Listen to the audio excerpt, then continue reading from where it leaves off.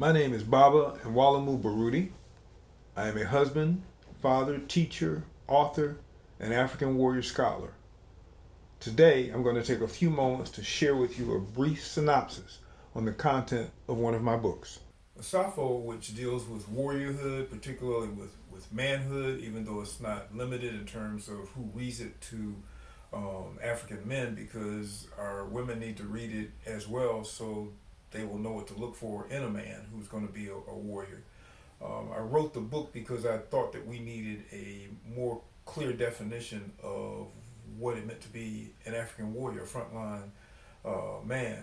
I grew up in a home where I was advised at several points in my radical life, if you will, to make sure that if you're telling black folk not to read this or not to do that, that they need to have something to replace it. And just a short story on that: there was a grocery store in our community that was very racist, and my response to it was tell my mother and father, we need to boycott it. Of course they said, yes, that's a good idea. That's a fine idea, son.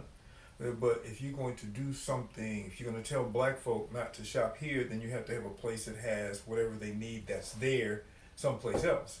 So I was a big criticism of one of the more popular writers' discussions of African manhood, and I said I need to write something myself if I'm going to critique what he was saying.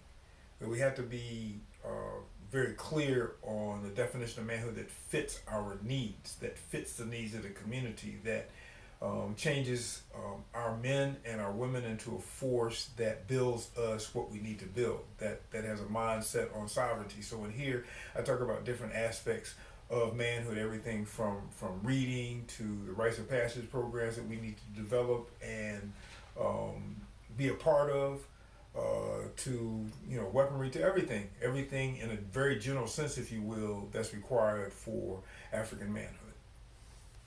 I hope that you have found this video interesting, informative, and insightful. If you want to purchase this book, please click on the Add to Cart button.